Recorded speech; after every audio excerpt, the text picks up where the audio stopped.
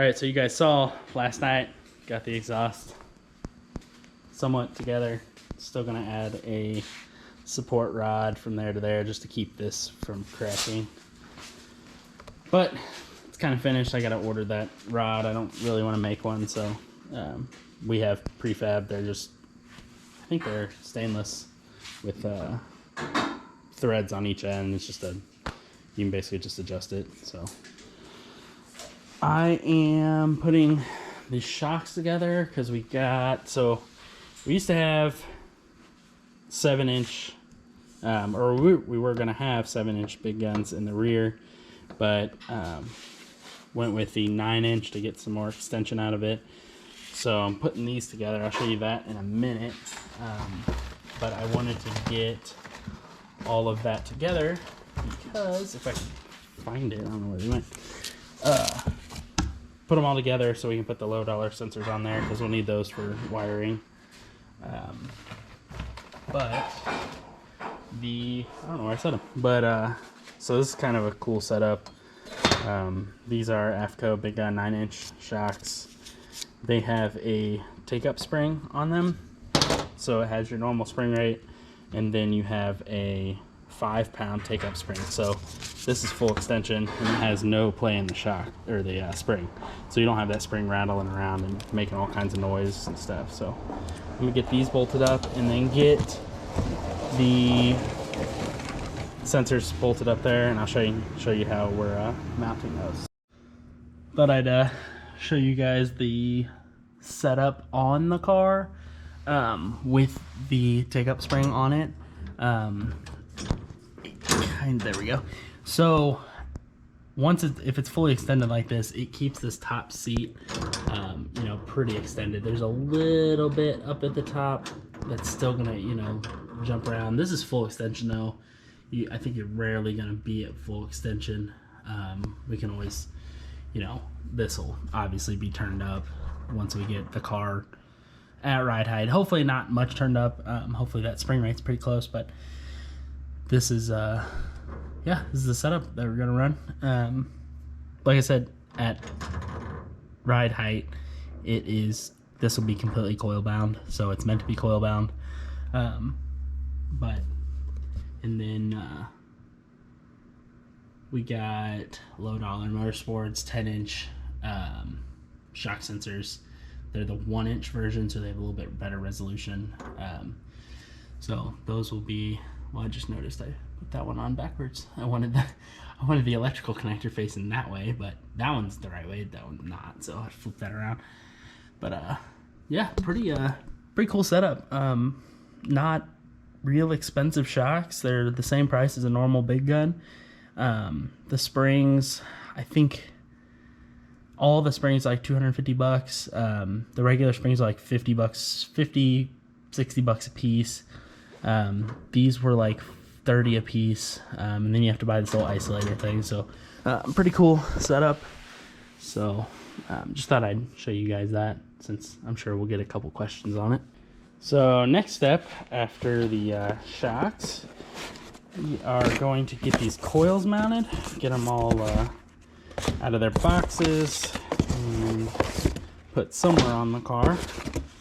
So I showed you guys this before. If I can open this box. These are Maven mounts. They hooked us up on these. So these, we're gonna figure out where to put these. I think we may just go on the firewall. Kind of have to see. Obviously, there's gonna be some overhang, maybe over here. We're just gonna mock them up, see what we like, and we can play with it a little bit from there. The coils are from Matt Bell at Redline.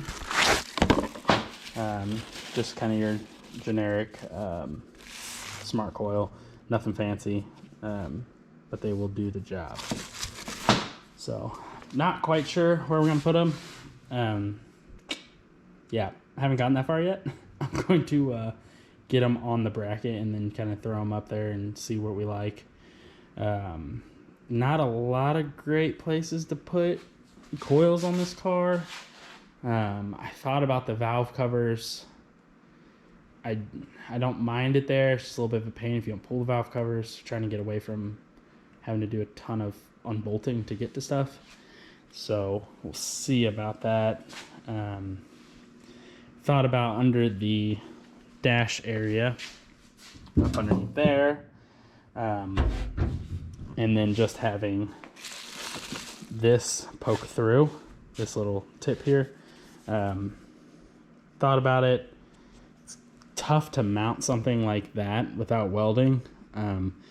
We were going to mount something before we painted the car, but kind of ran out of time, so kind of nixed that idea. So let me get these bolted up, and then we'll kind of mess with some mounting.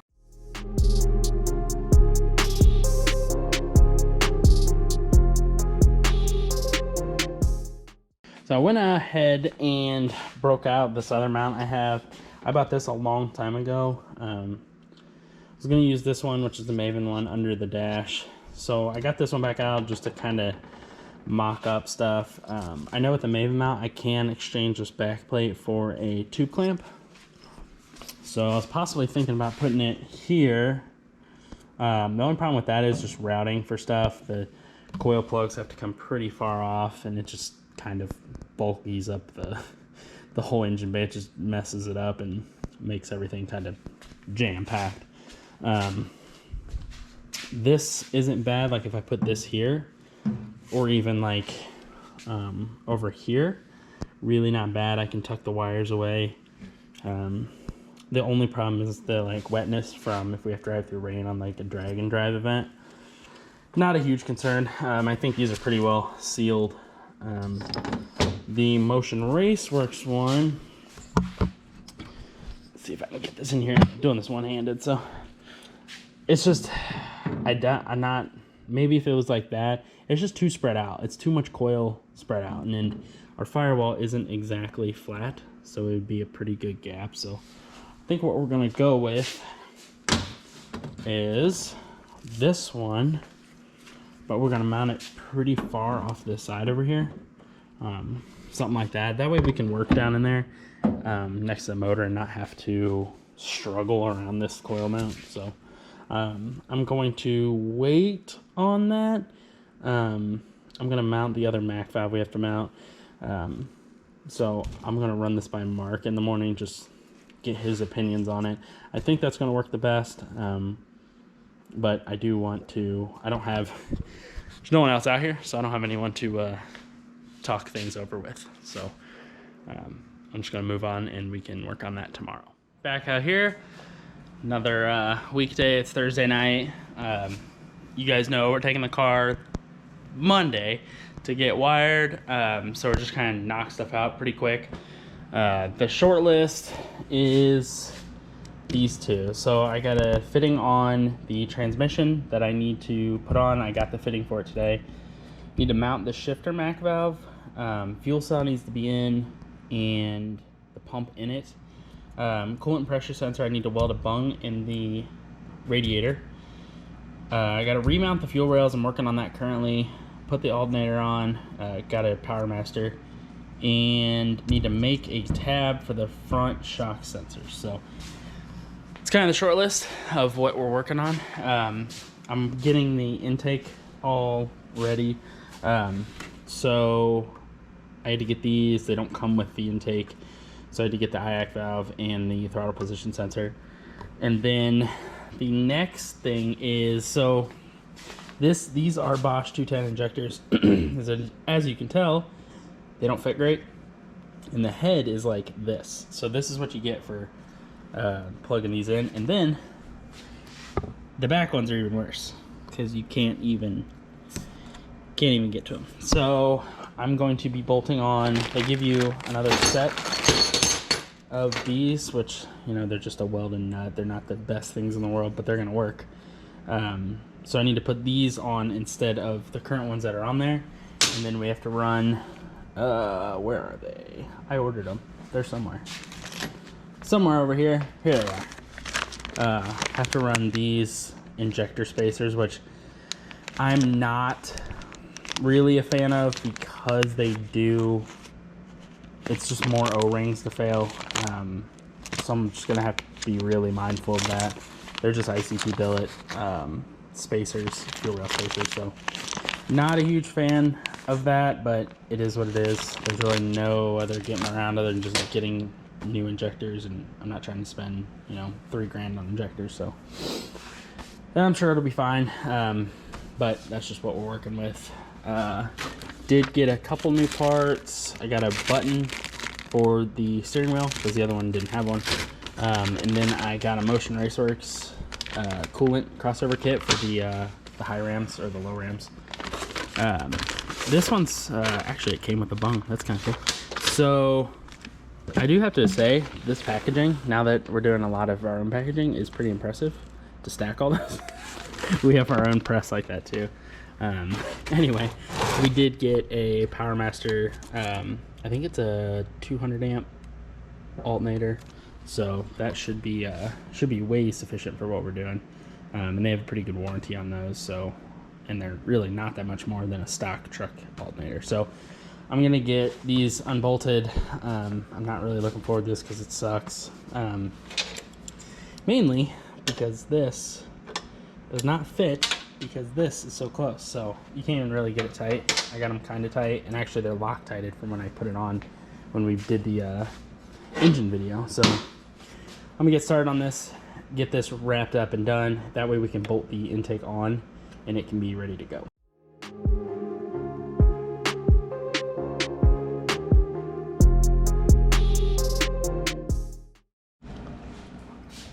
So if you guys really want to know why we didn't make it to Rocky Mountain Race Week, it's because stupid stuff like this would happen and we either wouldn't make it or have a ton of issues there. So I'm an idiot and totally forgot we were running 16 injectors and only ordered 8 of these spacers. So I have enough to do one side. So yeah, it doesn't, I don't have to have them for Monday. I definitely would like the injectors to be closed up, so that's kind of the main reason for doing that. So yeah, that's why we didn't go to Rocky Mountain Race Week, because stupid stuff like that would happen. So I'm gonna get the Motion Raceworks vent kit installed and worry about this later.